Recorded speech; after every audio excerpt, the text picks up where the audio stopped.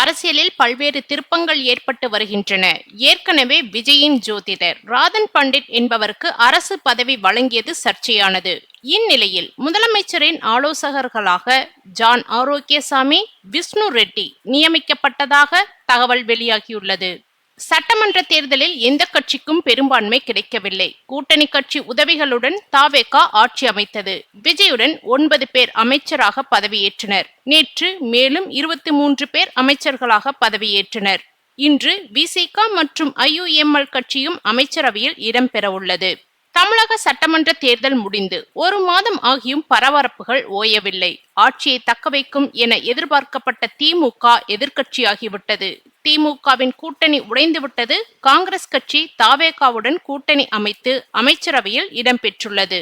விசிக மற்றும் ஐயுஎம்எல் கட்சியும் தவேக அமைச்சரவையில் இடம் பிடித்துள்ளனர். கம்யூனிஸ்டுகள் டிவிகேவுக்கு வெளியில் இருந்து ஆதரவு தெரிவித்துள்ளனர். மதிமுகவும் விஜயின் செயல்பாடுகளை பாராட்டி வருகிறது. அதிமுகவிலும் பிளவு ஏற்பட்டுள்ளது. எடப்பாடி பழனிசாமி திமுகவுடன் கூட்டணி அமைத்து முதலமைச்சராக முயற்சி செய்ததாக வேலுமணி, சி.வி. சண்முகம் உள்ளிட்டோர் அவருக்கு எதிராக தர்மயுத்தம் 2.0 நடத்தி வருகிறார்கள்.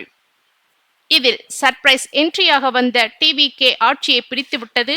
விஜய் முதலமைச்சராகியுள்ளார். சொல்லிக்கொள்ளும் அளவுக்கு திட்டங்கள் வராவிடினும் சர்ச்சைகளுக்கு பஞ்சமில்லை. பதவியேற்பு விழாக்களில் வந்தே மாதரம் முதலாவதாகவும் தமிழ்த்தாய் வாழ்த்து 3ஆவதாகவும் பாடப்பட்டு வருகிறது. எம்எல்ஏக்கள் பலரும் ரீல்ஸ் மோகங்களில் உலா வருகிறார்கள். விஜயின் ஆஸ்தான ஜோதிடரான ராதன் பண்டிட் அரசு ஆலோசகராக நியமிக்கப்பட்டுள்ளார். இதற்கு பல்வேறு தரப்பில் இருந்து கண்டனங்கள் எழுந்தன.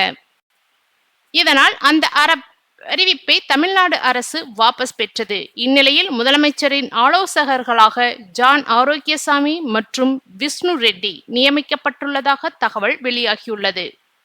டிவிகேவின் வியூக வகுப்பாளராக உள்ள ஜான் ஆரோக்கியசாமியை முதலமைச்சரின் அரசியல் பிரிவு ஆலோசகராக நியமிக்க திட்டமிட்டுள்ளனர்.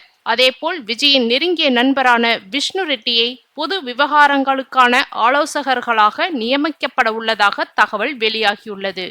இதற்கான அறிவிப்பு விரைவில் வெளியாக உள்ளது. ஏற்கனவே ராதன் பண்டிட் நியமனம் சர்ச்சையான நிலையில் விஜய்க்கு நெருக்கமான இருவருக்கு அரசு பொறுப்பு வழங்கப்படுவது மீண்டும் சர்ச்சையாகியுள்ளது.